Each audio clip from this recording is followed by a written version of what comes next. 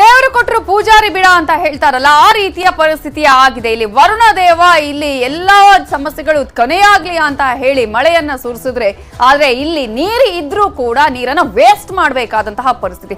ಹಾಗಾದ್ರೆ ಇದಕ್ಕೆ ಯಾರು ಹೊಣೆ ಅನ್ನುವಂತಹ ಪ್ರಶ್ನೆಯನ್ನ ನಾವಿಲ್ಲಿ ಕೇಳಲೇಬೇಕಾಗುತ್ತೆ. ಬರೋಬ್ಬರಿ 65 TMC ನೀರು ಇಲ್ಲಿ ಪೋಲಾಗುತ್ತೆ. 65 TMC ಖಾಲಿ ಆದ್ಮೇಲೆನೆ ಇಲ್ಲಿ ರಿಪೇರಿ ಕಾರ್ಯ ಆರಂಭ ಆಗೋದು, ರಿಪೇರಿ ನಡೆಯೋದು. ಡ್ಯಾಮ್ನ ಅರ್ಧಕ್ಕರ್ಧ ನೀರು ಇಲ್ಲಿ ಖಾಲಿ ಆಗುತ್ತೆ. ಡ್ಯಾಮ್ ತುಂಬೋಕೆ ಎಷ್ಟೊಂದು ಕಷ್ಟ ಆಯ್ತು, ಏನೆಲ್ಲ ಆಯ್ತು, ಬರ ಪರಿಸ್ಥಿತಿ ಇದ್ದಂತಹ ಸಂದರ್ಭದಲ್ಲಿ ಯಾವ ರೀತಿಯ ಪರಿಸ್ಥಿತಿ ಇತ್ತು ಎಲ್ಲರಿಗೂ ಕೂಡ ಕಣ್ಣೆದುರೇ ಇದೆ. ಬೇಸಿಗೆಯಲ್ಲಿ ಎಷ್ಟೆಲ್ಲ ಪರದಾಡಿಲ್ಲ, ಆದ್ರೆ ಈಗ ಮಳೆ ಬಂದಿದೆ. ಇಂತಹ ಸಂದರ್ಭದಲ್ಲಿ ನಾವು ಕಾಪಾಡ್ಕೊಳ್ಬೇಕಾಗಿತ್ತು. ಹನಿ ಹನಿ ನೀರಿಗೂ ಕೂಡ ರೈತರು ಪರಿತಪಿಸಿದ್ರು, ನೀರಿಗಾಗಿ ಆಂಧ್ರ ಕೂಡ ಕಿರಿಕ್ ಮಾಡಿತ್ತು. ಆದ್ರೆ ಈ ಸಲ ಅವೆಲ್ಲ ಸಮಸ್ಯೆಗಳು ಇರೋದಿಲ್ಲಪ್ಪ ಅಂತ ಅಂದುಕೊಂಡ್ರೆ ಅದೃಷ್ಟಕ್ಕೆ ಈ ವರ್ಷ ಬೇಗ ಡ್ಯಾಮ್ ಕೂಡ ಭರ್ತಿಯಾಗಿತ್ತು. ಆದ್ರೆ ಏನ್ ಪ್ರಯೋಜನ? ಅಧಿಕಾರಿಗಳ ನಿರ್ಲಕ್ಷ್ಯದಿಂದ ಇಲ್ಲಿ ನೀರು ಪೋಲ ಆಗ್ಬೇಕಾದಂತಹ ಪರಿಸ್ಥಿತಿ ನಿರ್ಮಾಣ ಆಗಿದೆ.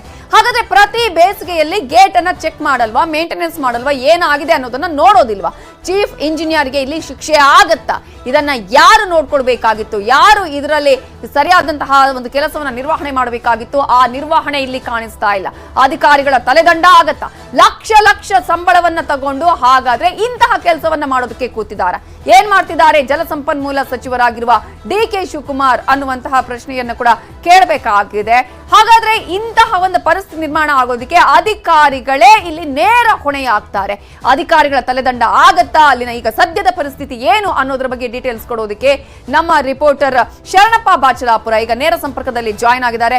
ಶರಣಪ್ಪ ಬಾಚಲಾಪುರ, ನಿನ್ನೆ ರಾತ್ರಿಯಿಂದ ಇಂತಹ ಪರಿಸ್ಥಿತಿ ಇದೆ, ವೇಸ್ಟ್ ಆಗಿ ನೀರು ಹರಿದು ಹೋಗುವಂತಹ ಪರಿಸ್ಥಿತಿ ಇದೆ. 20 ಅಡಿ ಆಳಕ್ಕೆ ಹೋಗಿ ಅಲ್ಲಿ ಏನಾಗಿದೆ ಅಂತ ನೋಡೋದವ್ರಿಗೆ ನೀರು ಅಲ್ಲಿ ಖಾಲಿ ಆಗುವ ಪರಿಸ್ಥಿತಿ ಸದ್ಯಕ್ಕೆ ಹೇಗಿದೆ? ಈಗ ಅಲ್ಲಿ ಅಧಿಕಾರಿಗಳು ಬಂದಿದ್ದಾರಾ?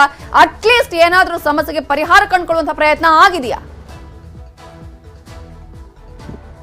ನಂತರ ಏನು ನಿನ್ನ ರಾತ್ರಿ 11 ಗಂಟೆ 10 ನಿಮಿಷಕ್ಕೆ ಏನೋ ಕ್ರಸ್ಟ್ ಏನು 19ನೇ ಕ್ರಸ್ಟ್ ಗೇಟ್ ಹೊಡಿತು. ಆಗ ನಂತರ ಈಗ ಗ್ರಾಜುವಲ್ ಆಗಿ ನದಿಗೆ ನೀರನ್ನ ಬಿಡ್ತಾ ಇದ್ದಾರೆ. ಏನು ತುಂಗಭದ್ರಾ ಜಲಾಶಯದ ಒಟ್ಟು 33 ಕ್ರಸ್ಟ್ ಗೇಟ್ ನಲ್ಲಿ ಈಗಾಗಲೇ 30 ಗೇಟ್ಗಳ ಮುಖಾಂತರ ಏನು ಹೊಡೆದ, ಜೊತೆಗೆ ಇನ್ನಷ್ಟು ಗೇಟ್ಗಳ ಮಾಡಿದ್ರು ಸುಮಾರು 1 ಲಕ್ಷ ಕ್ಯೂಸೆಕ್ ನೀರನ್ನ ನದಿಗೆ ಬಿಡ್ತಾ ಇದ್ದಾರೆ. ಇದರಿಂದ ಇದೆ. ಆದ್ರೆ ಈಗ ಒಂದು ರಾತ್ರಿನೇ ಜಲ ಉಸ್ತುವಾರಿ ಸಚಿವರಾಗಿರುವಂತಹ ಶಿವರಾಜ್ ತಂಗಡಿಗೆ ಆಗಿರ್ಬೋದು ಅಥವಾ ಶಾಸಕರು ಮತ್ತು ಚೀಫ್ ಇಂಜಿನಿಯರ್ ಬಂದಿದ್ರು, ಮತ್ತು ಆ ತುಂಗಭದ್ರಾ ಬೋರ್ಡ್ ಏನು ಹೊಸಪೇಟೆಯಲ್ಲಿರುವಂತಹ ತುಂಗಭದ್ರಾ ಬೋರ್ಡಿನ ಅಧಿಕಾರಿಗಳು ಸಹ ಬಂದಿದ್ದಾರೆ. ಆದ್ರೆ ಇಲ್ಲಿ ಮುಖ್ಯವಾಗಿ ಬೇಕಾಗಿದ್ದು ಅಂತ ಹೇಳಿದ್ರೆ, ಈಗಾಗಲೇ ಏನು ಈ ಹಿಂದೆ ಆಲ್ಮಟ್ಟಿ ಜಲಾಶಯದಲ್ಲಿ ಒಂದು ಕ್ರಸ್ಟ್ ಗೇಟ್ ಇದೇ ರೀತಿ ಹೊಡೆದಾಗ ಅಲ್ಲಿ ಅಲ್ಲಿ ತೆಗೆದುಕೊಂಡ ಕ್ರಮಗಳು ಬೇಕು. ಮತ್ತು ಜೊತೆಗೆ ಏನು ಈ ಜಲಾಶಯದ ಪ್ಲಾನ್ ಏನಿತ್ತು, ಡಿಸೈನ್ ಇತ್ತು, ಸುಮಾರು 60-70 ವರ್ಷಗಳ ಹಿಂದೆ ನಿರ್ಮಾಣವಾದಾಗ ಏನು ಡಿಸೈನ್ ಆಗಿತ್ತು, ಅದರ ಯಾವ ಹಂತದಲ್ಲಿದೆ ಅನ್ನೋದನ್ನ ಚೆಕ್ ಮಾಡಿಕೊಂಡು ಅದರ ಆಧಾರದ ಮೇಲೆ ಅದನ್ನ ರಿಪೇರಿ ಮಾಡಬೇಕು ಅನ್ನೋದು ಒಂದು ಕಡೆ. ಈಗಾಗಲೇ ಏನು ಜನ ಹೇಳ್ತಾ ಇರೋದು ಏನಂತ ಹೇಳಿದ್ರೆ, ಈ ರೀತಿ ನೀರು ವ್ಯರ್ಥವಾಗಿ ಹೋದ್ರೆ ನಾವು ಮುಂದಿನ ಬೆಳೆ ಯಾವಾಗ? ಯಾಕಂದ್ರೆ ಈಗಾಗಲೇ ತುಂಗಭದ್ರಾ ಜಲಾಶಯದ ಅಚ್ಚುಕಟ್ಟು ಪ್ರದೇಶ ನಂಬ್ಕೊಂಡಿರುವಂತ 11 ಲಕ್ಷ ಕ್ಯೂಸೆಕ್ 11 ಲಕ್ಷ ಎಕರೆ ಪ್ರದೇಶದ ರೈತರು ನೀರಿಗಾಗಿ ಕಾಯ್ತಾ ಇದ್ದಾರೆ. ಒಂದ್ ವೇಳೆ ಅರ್ಧದಷ್ಟು ನೀರು ಇಳಿದ್ರೆ ಮುಂದಿನ ದಿನಗಳಲ್ಲಿ ಬೆಳೆಗೂ ಆಗೋದಿಲ್ಲ, ಕುಡಿಯೋ ನೀರಿಗೂ ಆಗೋದಿಲ್ಲ ಅನ್ನೋಂತ ಮಾಹಿತಿ ಇದೆ.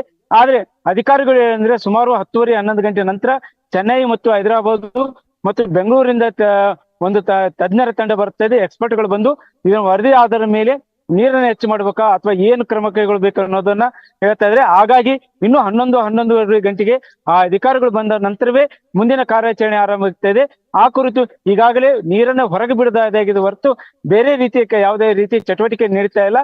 ಆದ್ರೆ ಬೇಗನೆ ಈ ಕುರಿತು ಎಕ್ಸ್ಪರ್ಟ್ಗಳು ಬಂದು ಬೇಗನೆ ಇದಕ್ಕೆ ಪರಿಹಾರ ಕಂಡುಕೊಳ್ಬೇಕನ್ನೋದು ಇಲ್ಲಿ ಜನರ ಅಭಿಪ್ರಾಯ ಆಗಿದೆ. Namita. Okay, thank you Sharanappa Bachalapura ಡೀಟೇಲ್ಸ್ಗೆ. ಈಗ ಒಂದು ಚಿಕ್ಕ ಬ್ರೇಕ್ ಆದ್ಮೇಲೆ ರೇಣುಕಾಸ್ವಾಮಿ ಕೊಲೆ ಪ್ರಕರಣದ ಬಳಿಕ ಡಿ ಗ್ಯಾಂಗ್ ತಮ್ಮನ್ನ ತಾವು ಬಚಾವ್ ಮಾಡ್ಕೊಳ್ಳೋದಕ್ಕೆ ಏನೆಲ್ಲ ಪ್ರಯತ್ನ ಮಾಡಿತ್ತು, ಯಾರಿಗೆಲ್ಲ ಕಾಲ್ ಮಾಡಿದ್ರು, ಆ